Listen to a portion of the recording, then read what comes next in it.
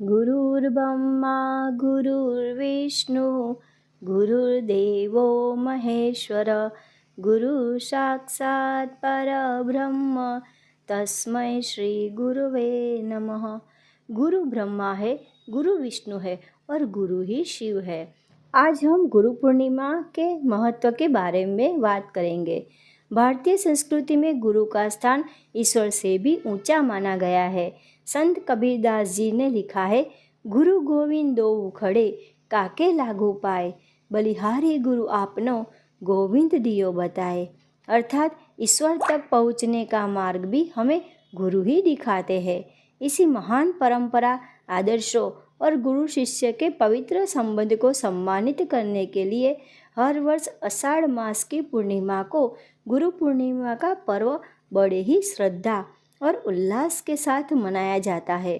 गुरु पूर्णिमा का दिन केवल एक पर्व नहीं, बल्कि हमारी सनातन परंपरा के महापुरुषों और ऐतिहासिक घटनाओं का संगम है।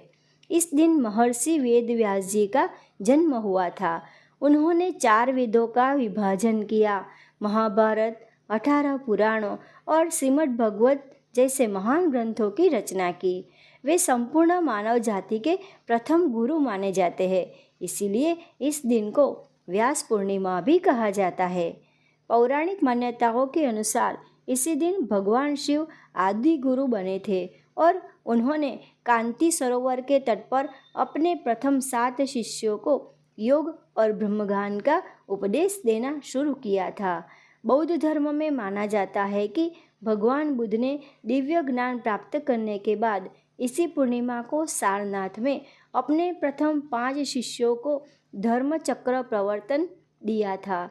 वही जैन धर्म के अनुसार महावीर स्वामी ने इसी दिन इंद्रभूति गौतम को अपना पहला शिष्य स्वीकार किया था। प्राचीन भारत में गुरु शिष्य की परंपरा अत्यंत समृद्ध और पारदर्शी थी। शिष्य अपने परिवार से दूर गुरु के आश्रम में रहकर न केवल किताबी ज्ञान बल्कि शस्त्र विद्या, शास्त्र विद्या, कृषि, नैतिक मूल्य और जीवन जीने की कला सीखते थे। गुरुकुल में राजा का पुत्र हो या सामान्य नागरिक का बालक, सभी के साथ समान व्यवहार किया जाता था।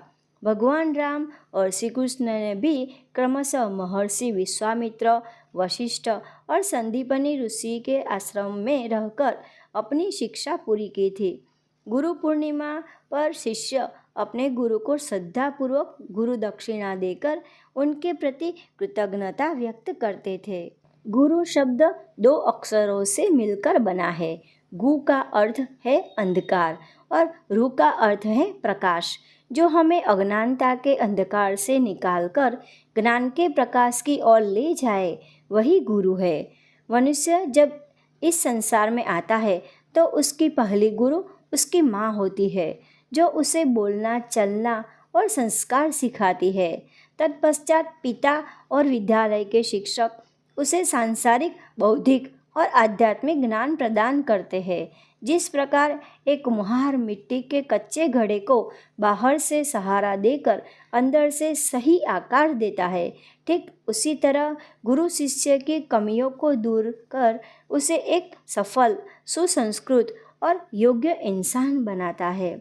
आज के डिजिटल और आधुनिक युग में जहाँ इंटरनेट पर जानकारी का भंडार उपलब्ध है, गुरु की भूमिका और भी अधिक महत्वपूर्ण हो गई है।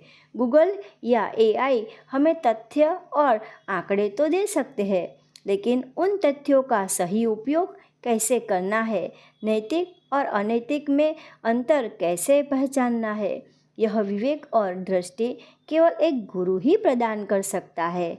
गुरु पूर्णिमा के दिन शिष्य अपने गुरुओं के दर्शन करते हैं, उनका आशीर्वाद लेते हैं और उनके बताए मार्ग पर चलने का संकल्प लेते हैं। जो शिष्य अपने शिक्षकों से दूर है, वे भी आधुनिक माध्यमों से उन्हें नमन कर अपनी कृतज्ञता व्यक्त करते हैं। गुरु पूर्णिमा हमें याद दिलाती है कि हम अपने जीवन में चाहे सफलता के किसी भी शिखर पर पहुंच जाए, उसकी नींव में हमारे गुरुओं का मार्गदर्शन और निस्वार्थ तपस्या ही होती है।